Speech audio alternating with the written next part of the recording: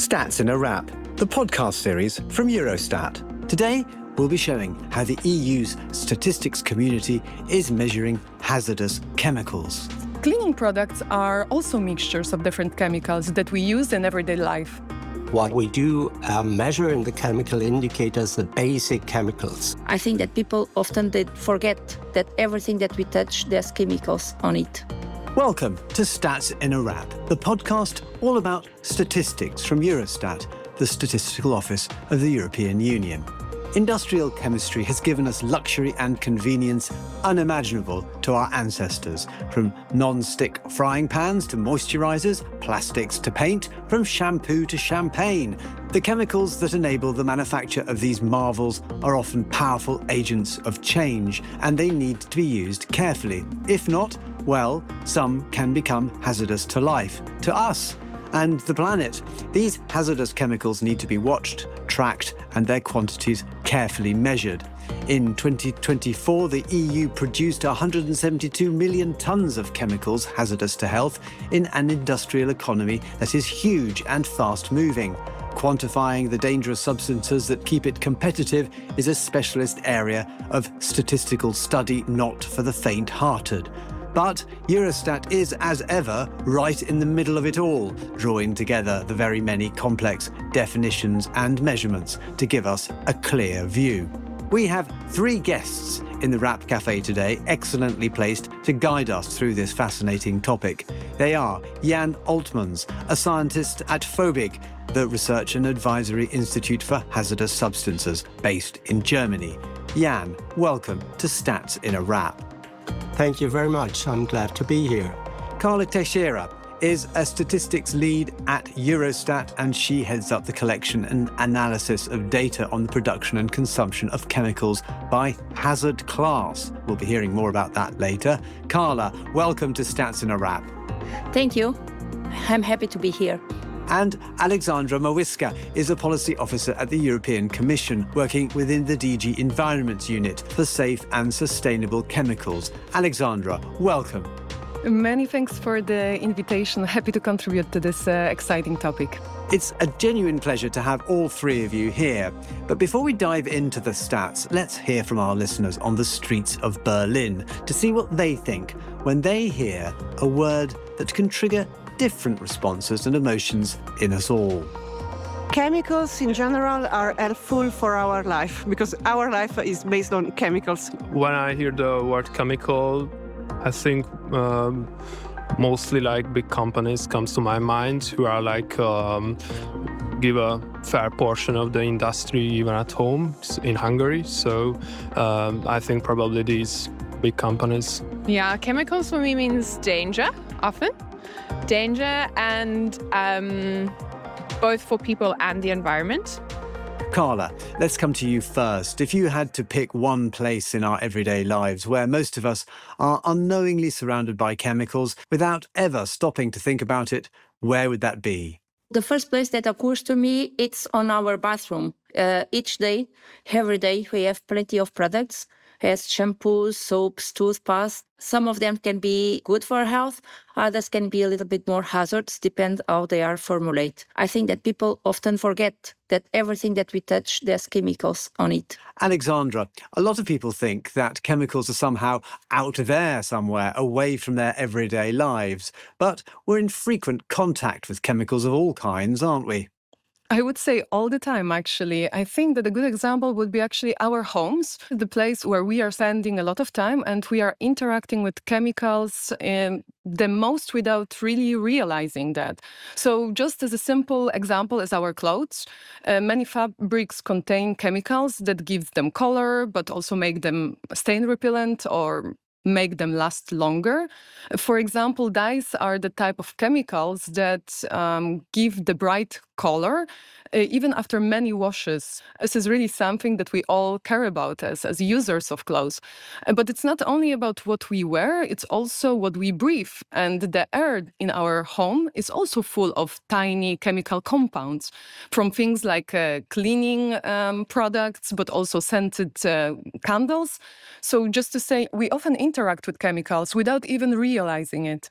Alexandra, before we go any further, let's pin down what we actually mean when we say chemicals in this context. Are we talking about household products like paint and detergents, or industrial materials, or something more specific than that? Well, in EU regulations, chemicals are quite clearly defined. Basically, we are talking about two different things: substances and mixtures. A substance is a single chemical, while a mixture is a combination of several chemicals. So something like a paint or cleaning product is actually a mixture made up of different chemicals. Yeah, and from a statistics point of view, how do you define a chemical? Are we talking about intentionally manufactured substances here, or is the definition a bit broader than that? Yeah, for the indicators, we evaluate the neat chemicals, so the production and the imports and exports of chemicals as such, what we sometimes refer to as basic chemicals. And to these belong, for example, the dyes that Alexandra was mentioning. So these are included in our evaluation, but also chemicals that are used more industrially, and they might be used to produce another chemical, and these then go into mixtures. What we do measure in the chemical indicators the basic chemicals, so what is originally manufactured, if you like.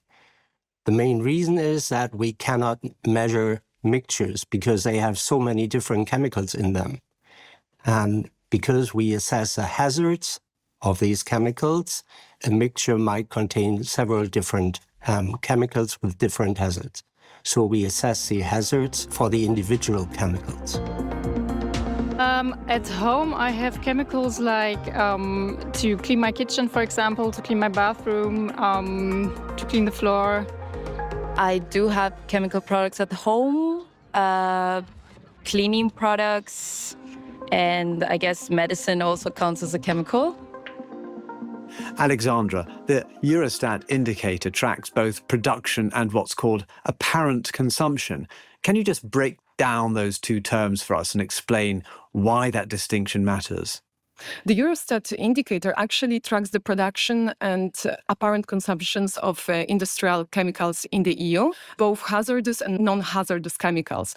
And when we are referring to apparent consumption, actually it's in a way very easy to estimate how much chemical is actually used in the EU. So you start with just certain numbers. So what is actually produced in the EU, what is imported, and from that you subtract what is exported. So the results gives you a kind of idea of how much chemical is staying within the EU market. So this is what is called apparent, because it's just a kind of estimate. It doesn't exactly explains to you how the chemical is used or how it is handled, but it gives you a good understanding of the production and consumption volumes. Carla, could you expand on that and tell us where all this data actually comes from? When we are talking about the amount of other chemicals in Europe, there are two main ideas to consider: production, how much is made, and consumption, that it's how much is used. When we talk about production, we mean the total amount of chemicals, hazards and no hazards, that are made by industries across the European Union. This includes everything produced, whether it stays within the EU or it's shipped to outside the EU. To know how much we have produced, there's a system called ProdCom that keeps track of how much stuff EU factories make, including the chemicals. On the other side, we have consumption. Consumption tells us how much of these chemicals have been actually used by people or industries within the EU. To calculate consumption, we add the chemicals that have been produced to those that have been imported from abroad, and then we extract those that we have exported to countries outside the EU. For this calculation, we also used another tool that tracks international trade. That's very true. And this we should emphasise, and you've already done a great job for us, Carla, but I will as well, that there are many indicators. This is not an indicator of risk or exposure. It is merely about the quantity of chemicals that are out there, what they do and where they go and who they touch. That's a different set of measurables. And it's important that we bear that in mind. We do not have dangerous chemicals at home. I mean, I actually bought spray paint the other day, and I think that was like the only thing, because I know there's the hazard symbols at the back. I try to not have dangerous chemicals at home. I try to use cleaning products that come from natural sources. Now, Jan, let's come to you and talk about the word hazardous. It's quite an emotive one in everyday language. What actually makes a chemical hazardous? And how does that everyday sense of the word connect to the formal EU system of hazard categories that underpins your work? In the EU context, hazardousness is defined by the classification according to a European regulation. And this is called the Regulation on Classification, Labeling and Packaging of Substances and Mixtures, CLP regulation, we call it in short. And this CLP regulation knows a number of different hazard classes, and each hazard class reflects an intrinsic property, if you like, of a chemical. As mentioned earlier, it has nothing to do with the risk. It's just the property of a chemical, whether it causes, for example, acute toxicity. So acute toxicity is a hazard class under the CLP regulation. Carcinogenicity is another hazard class under the CLP regulation. And all of this has much detail to it, and I think it would, be outside the scope of this series to address it. But what people might realize is when they see a packaging of a chemical, or more likely a mixture of chemicals.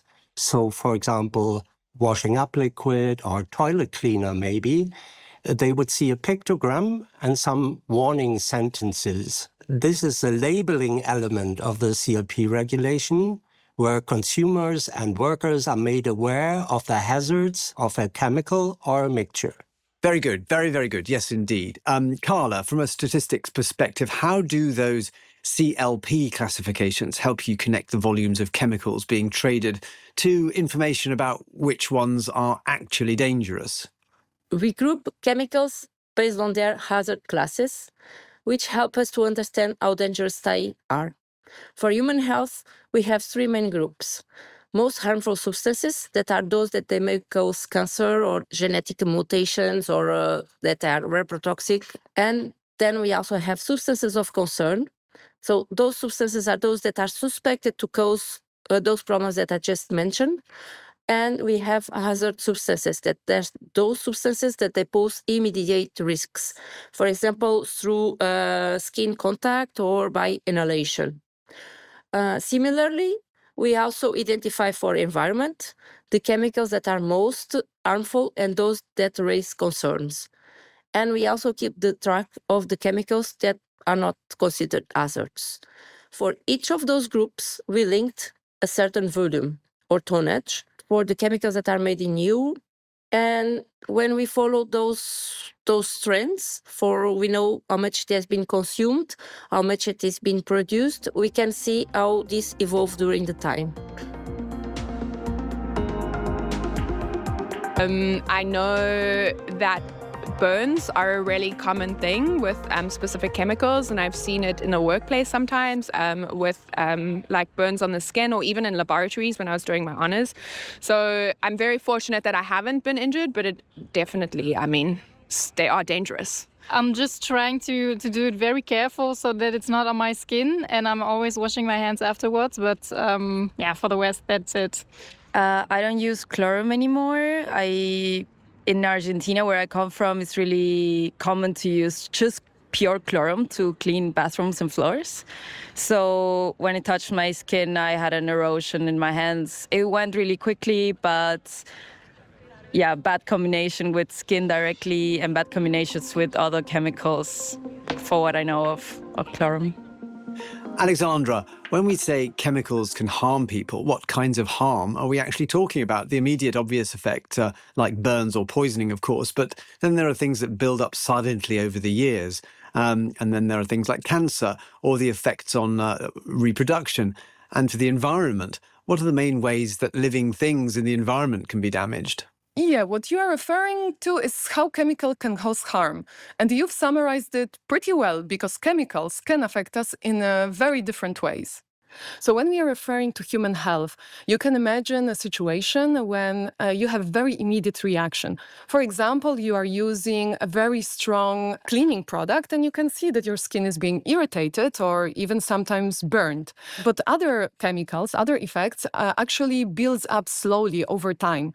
So, for example, substances like phthalates that are actually regulated within the EU, but those are the chemicals that are present in plastics, in some household items. And actually, when you're exposed to those, they can really affect negatively your reproduction or can cause a hormonal change. And it's similar for the environment. We are currently very often discussing the group of chemicals that are called PFAS, so-called forever chemicals. Those are the chemicals that are extremely bioaccumulative or they can be very persistent. So you can imagine that this kind of information is extremely important also for the regulators in terms of what kind of measures should be taken. Yeah, and you must come across public misconceptions about hazardous chemicals all the time. What are some of the most persistent that really need correcting?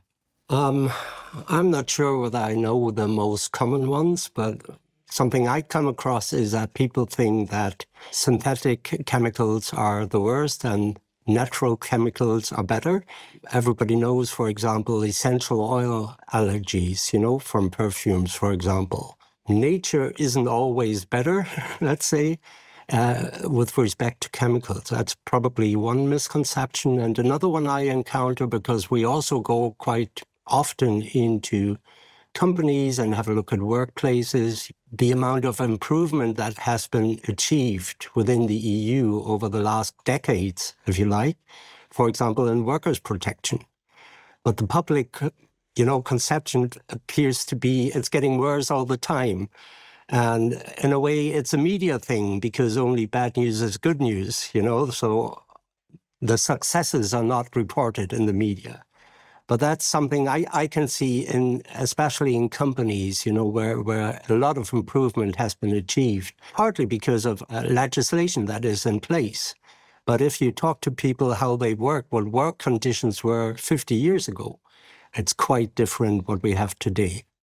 Absolutely. I might add air quality to that too. No one realises quite how incredibly bad urban air quality was 50 plus years ago. Jan, we've been talking about hazard. Now let's talk about risk. They sound similar, but they mean very different things, don't they? Can you explain why that distinction is so important, especially when it comes to interpreting this kind of data? Yeah, I mentioned earlier that hazard refers to an intrinsic property of a substance. So whether a substance is able in principle to cause a particular effect, such as liver damage, for example. And risk considers whether a person is actually exposed to this substance. So whether an effect is likely to occur. And in some cases, we have limit values. And if the exposure of a person is below that limit value, then we assume that there is no risk or very low risks. And with respect to the chemical indicators, it's important to realize that we only address the hazards of chemicals and not any risks or health outcomes. Alexandra, I can see you're dying to come in here. Some chemicals are identified as substances of very high concern under EU regulation, like the ones we already mentioned that are mutagenic, carcinogenic, or toxic to reproduction. Those are the substances that, from the policy perspective, we are really aiming to phase out as much as possible. So we are trying to encourage and to push for substitutions of those most hazardous chemicals as much as possible and to substitute them with safer alternatives. I would like to point very important things for our listeners in terms of interpretation, what the indicators is really telling us. In general, we can see that the total volume of hazardous chemicals may be declining, but that does not necessarily mean that every category of hazard substances is decreasing in the same way. What we can see from the indicator that overall, and this is one of the outcomes, we can say that the production of chemicals hazardous to human health has decreased in the past decades. However, when you look more closely into into most hazardous groups of chemicals, so substances that are carcinogenic, mutagenic, or harmful to reproduction, then we see that their production has been relatively stable since 2004. Well, that's all we have time for today. If you'd like to know more about the topics covered in this podcast, you can check out Eurostat's data visualization on the European Green Deal to see how your country scores in the consumption of hazardous chemicals. And the Statistics Explained article on chemicals production and consumption is very illuminating as well. It remains for me only to say thanks to our guests for sharing their insights into this complex topic. So, Jan Altmans, thank you so much for joining us today. Oh, thank you for inviting me. It was a pleasure contributing to this episode. And Carla Teixeira, thank you for joining us today. Thank you for the opportunity. It was really a pleasure. Finally, Alexandra Mawiska, thank you so much for your contribution. Thanks a lot. That was really engaging interactions. Thank you very much, everybody. If you've enjoyed Stats in a Wrap, don't forget to follow us on the streaming platforms where the show can be found on Spotify, Apple, and YouTube, and share our adventures with family and colleagues. And of course, come to the Wrap Cafe for the next edition, in which we'll be finding out how the EU is collaborating with the WHO and the OECD to grapple with the stats on healthcare workers. Join us then. But for now, goodbye.